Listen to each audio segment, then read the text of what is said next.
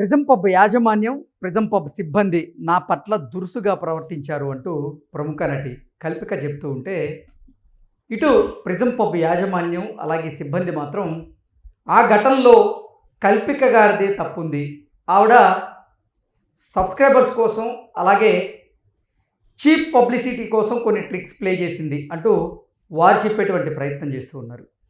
అసలు ఆ కేక్ ఘటనలో ఏం జరిగింది, ఆ ఘటనలో ఎవరి తప్పు అనేది మనం ఒకసారి పూర్తి స్థాయిలో విశ్లేషణ చేసుకునేటువంటి ప్రయత్నం చేద్దాం. ప్రస్తుతం మనతో పాటున్నారు ప్రముఖ సామాజికవేత్త, ప్రముఖ రాజకీయ విశ్లేషకులు కృష్ణకుమారి గారు. మేడంతో మాట్లాడదాం. మేడం నమస్తే. మేడం నమస్తే.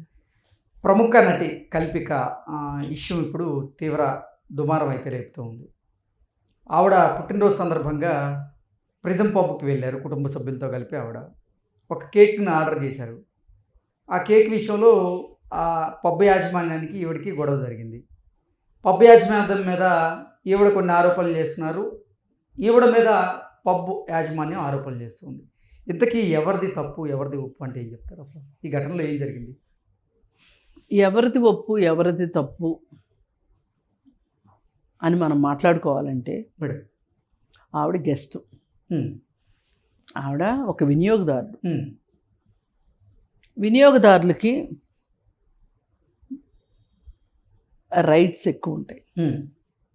ఎవరైతే సర్వీస్ ఇవ్వవలసిన వాళ్ళు ఉంటారో వాళ్ళపైన రెస్పాన్సిబిలిటీస్ ఉంటాయి. అవును. అక్కడ ఈమె ఒక వినియోగదారుగా, అంటే ఒక కస్టమర్గా ఈవిడ ఎక్కువ ఆశించిందని, వాళ్ళు రెస్పాన్సిబుల్గా ప్రొవైడ్ చేయాల్సిన దాని విషయంలో వాళ్ళు ఇంకో 4 రెట్లు ఎక్కువ వల్గారిటీని చూపించారనేది వాస్తవం. ఓకే.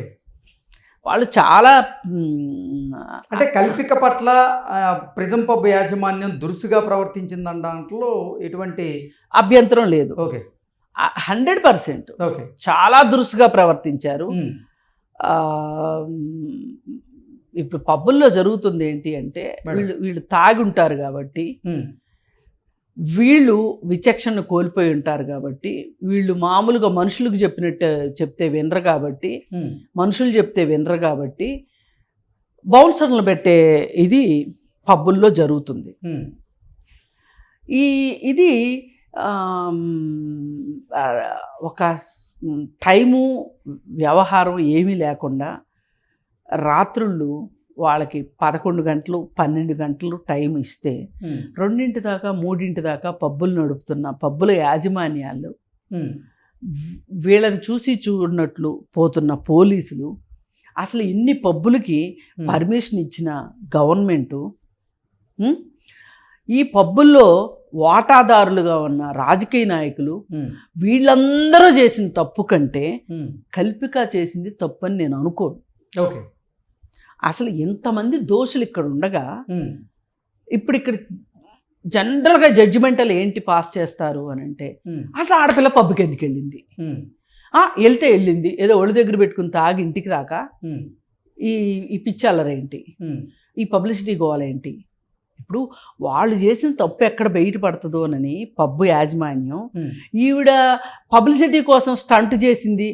అంతకుముందు 10 సార్లు ఏమని పబ్లిసిటీ స్టంటు అనేసరికి 11వ అవునయ్యా పబ్లిసిటీ స్టంటే అన్నది. ఇప్పుడు దాన్ని తీసి చూపిస్తున్నారు.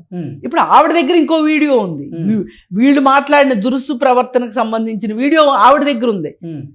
ఏది పబ్ లోపల జరిగింది, ఆమెను ఎంత రెచ్చగొట్టారో, ఎంత ఏడిపించారో, ఆమె పక్కన ఒక హ్యాండిక్యాప్డ్ పర్సన్ ఉంటే అతన్ని ఎంత రెచ్చగొట్టారో ఉంది. ఇప్పుడు ఒక జంట వెళ్తారు, లేదు ఒంటరిగా ఒక మహిళ వెళ్తుంది, పబ్కి వెళ్తుందా, బార్ అండ్ రెస్టారెంట్కి వెళ్తుంది. ఇక్కడ ప్రవేశం లేదని అయితే లేదుగా, వెళ్తుంది. వెళ్ళిన తర్వాత ఈ క్లబ్ వాళ్ళు పబ్ వాళ్ళు చూడాల్సింది ఏంటి, ఆమెను ఒక కస్టమర్గా చూడాలి. ఆడ కస్టమరా మగ కస్టమరా అని కాదు. నువ్వేమన్నా మర్యాద ఇవ్వాల్సి వస్తే కొంచెం ఆడ కస్టమర్కి ఎక్కువ మర్యాద ఇవ్వాల్సిన బాధ్యత ఏమైనా నీకు ఉంటుందేమో కానీ, మేల్ అయినా ఫిమేల్ అయినా నీ దృష్టిలో కస్టమరే. కానీ అదే వాదించేటువంటి ప్రయత్నం చేశారు. అదే ఇప్పుడు లేడీ కస్టమర్ అనేసరికి వీళ్ళకి ఇమ్మీడియట్గా ఒక వల్నరబిలిటీ కనిపిస్తుంది. ఈమెకి ఎవరున్నారు తోడు, ఈమె ఏం చేస్తుంది ఇప్పుడు, ఈమె పక్కన ఉన్నది ఒక హ్యాండిక్యాప్డ్. అదే ఒక మేల్ పర్సన్ గురించి అయితే ఇంత చేస్తారా? చేయరు. ఇది ఈ జెండర్ డిస్క్రిమినేషన్ అంటాను, దీన్ని నేను జెండర్ డిస్క్రిమినేషన్ అంటాను. అంతేగాని పబ్కి వెళ్ళి తాగి తందనాలు వేస్తే వెయ్యటమే జెండర్ ఈక్వాలిటీ నేను అనను. నేను ఇక్కడ జెండర్ ఈక్వాలిటీ గురించి మాట్లాడట్లా, జెండర్ డిస్క్రిమినేషన్ గురించి మాట్లాడుతున్నా. ఇంకొకటి ఏంటంటే పబ్లో గొడవ జరిగింది కేక్ విషయంలో, మందు విషయంలోనో లేకపోతే డ్రగ్స్ విషయంలోనో ఇంకో దాంట్లోనూ కాదు. వాళ్ళు ఇస్తున్నటువంటి సమాచారం ప్రకారంగా కల్పిక తన పుట్టినరోజు వేడుకలు చేసుకునేందుకు ఒక కేక్ను ఆర్డర్ చేసింది. ఆ కేక్ నచ్చక దాన్ని రీప్లేస్ చేయమని కోరింది. కానీ పబ్ యాజమాన్యం మాత్రం రీప్లేస్ చేసేందుకు అంగీకరించలేదు.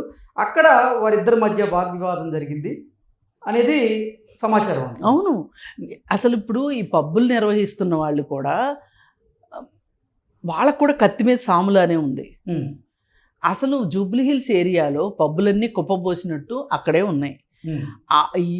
ఈ పబ్బుల మూలాన ఆ పబ్బులు ఇళ్ల పక్కలో ఉన్న రెసిడెంట్స్ ఎంత గోల్ చేస్తున్నారో ప్రభుత్వాలకు పట్టట్ల. అసలు ఈ గబ్బంతా వచ్చింది, ఈ పబ్బులు గబ్బంతా వచ్చింది 2014 తర్వాతే. అంతకుముందు ఇన్ని పబ్బులు లేవు హైదరాబాద్లో. అసలు పబ్ కల్చర్ తీసుకొచ్చిందే గబ్బు కల్చర్ కేటీఆర్ తీసుకొచ్చి ఇళ్ల మధ్యలో పబ్బులు పెట్టించి వాటికి ఒక టైము గీము ఏమీ లేకుండా లైసెన్సులు విపరీతంగా పెట్టి, ఇంతకుముందు ఈ మందు షాపులు ఉంటాయి కదా, ఏమంటారు వాటిని, కాదు లిక్కర్ షాపులుకి వైన్ షాపులకి అప్లికేషన్ ఫీజు చాలా తక్కువ ఉండేది, నామినల్గా ఉండేది. 5,000 ఉండేదో 10,000 ఉండేదో. కేసీఆర్ వచ్చిన తర్వాత 2 లక్షలు చేశాడు. 2 లక్షలు చేసి లాటరీ అని మొదలెట్టి ఒక్కొక్కడు 10 వేసి 20 వేసి 50 వేసి 100 వేసి అప్లికేషన్లు వేసి ఏ తగులుద్దో తెలీదు, తగిలిద్దో లేదో కూడా తెలియదు. ఆ డబ్బులన్నీ పోయినట్టే. ఒకవేళ ఒక 20 అప్లికేషన్లు వేసినాడికి ఒక అప్లికేషన్ దొరికింది అనుకోండి, అంటే ఎంత పెట్టాడు, అప్లికేషన్ కోసమే 40 లక్షలు పెట్టాడు. ఈ డబ్బులు ఎక్కడి నుంచి తీసుకొస్తాడు? వాడు ముద్ర వేస్తాడు ఆ ఇంట్లో. పబ్ మీద ఈ వైన్ షాప్ మీద సంపాదించాల్సిందేగా, కల్తీ చేయాల్సిందే కదా. ఒక పక్క ప్రభుత్వమే పర్మిషన్స్ ఇచ్చి ఈ చేత్తో ఇచ్చినట్టు ఇచ్చి ఈ చేత్తో వాళ్ళ దగ్గర నుంచి వీటి కోసం ఏమంటారు వాటిని, కాదు ఒక నిమిషం, లైసెన్సుల పేరిట విపరీతంగా పెంచేసేసి ప్రభుత్వానికి ఆదాయ వనరుగా చేసుకున్న మీది తప్పు. అసలు ఈ పబ్లకి ఎంతంత వసూలు చేస్తున్నారు తెలుసా అండి లైసెన్స్తో ఫీజు చొప్పున. అంటే వాళ్ళు ఏ అక్రమాలు చేయకోకుండా పబ్బులు నిర్వహించలేని పరిస్థితి వాళ్ళకి కల్పించింది ప్రభుత్వం. అసలు ఈ గబ్బు మొత్తానికి కారణం నేను ప్రభుత్వమే అంట. నిన్నగాక మొన్న ఇంకొక జీవీకే మాల్లో ఓ తల్లి కూతురు వెళ్ళారు. వెళితే వాళ్ళేదో తిన్నారు. తిని బిల్లు అడిగితే వాళ్ళు ఆర్డర్ చేయని కూడా దాంట్లో టైపింగ్కి వచ్చేసేసి 7,000 బిల్లు చూపించారు. ఏంటిది అని వాళ్ళు గట్టిగా అడిగారు. అడిగితే అబ్బాయి పొరపాటున వచ్చింది, మీ బిల్లు మీకు తీసుకొచ్చిస్తాము అని చెప్పి సరైన బిల్లు తీసుకొచ్చారు. ఆ డబ్బులు వాపస్ చేశారు, అయిపోయింది. అయిపోతే ఆమె ఏమడిగిందంటే, ఇప్పుడు మేము తాగలేం కాబట్టి మేము చూసుకున్నాము, తాగిన వాళ్ళ దగ్గర మీరు ఇట్లాగే వసూలు చేస్తారా అన్నది.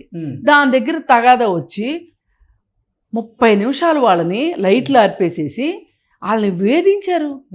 వాళ్ళు బయటకు వచ్చి చెప్పుకుంటున్నారు.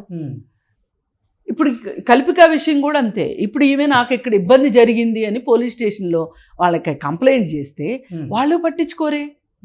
ఎవరి మామూళ్ళు వాళ్ళకి అందుతున్నాయి. పోలీసుల దగ్గర నుంచి, అధికారుల దగ్గర నుంచి, రాజకీయ నాయకుల దగ్గర నుంచి, ఇంతమంది దొంగల మధ్యలో వెళ్ళిన వాళ్ళు వాళ్ళ హక్కుల గురించి వాళ్ళు అడిగితే అది పెద్ద తప్పు అయిపోయింది. ఇప్పుడు మీరే ఆడవాళ్ళకి ఒకరోజు తాగబోయిస్తుంటారు ఫ్రీ అని పబ్బుల్లో, మళ్ళీనేమో రోజునేమో అబ్బాయితో పాటు అమ్మాయి లేకపోతే రానియమని మీరే అంటుంటారు. మరి ఆడవాళ్ళు వెళ్ళొద్దా అని నా ఉద్దేశం, వెళ్ళమని కాదు సుమా, అసలు చెప్తున్నా. మీరే కదా అలవాటు చేస్తున్నారు, ఒక కన్జ్యూమర్ ట్రాప్ చేసి మీరే కదా తీసుకొస్తున్నారు. వచ్చిన తర్వాత ఆడ కస్టమరా మగ కస్టమరా, గౌరవం ఇవ్వాలా వద్దా, ఎవరు చౌకగా ఉన్నారు ఎవరు చులకనగా ఉన్నారంటే ఎట్లా కుదురుతుంది? 100 సార్లు అన్నారు, నువ్వు పబ్లిసిటీ కోసం చేస్తున్నావు, నువ్వు పబ్లిసిటీ కోసం చేస్తున్నావు అనే అమ్మాయిని. అవును పబ్లిసిటీ కోసమే చేస్తున్నాను, దాన్ని పట్టుకుని ఆ తోక పట్టుకుని ఆలాడుతున్నారు. ఏదైనా ఈ మధ్యకాలంలో పబ్బుల్లో జరిగే మోసాలు దౌర్జన్యాలు మనం వింటానే ఉన్నాం.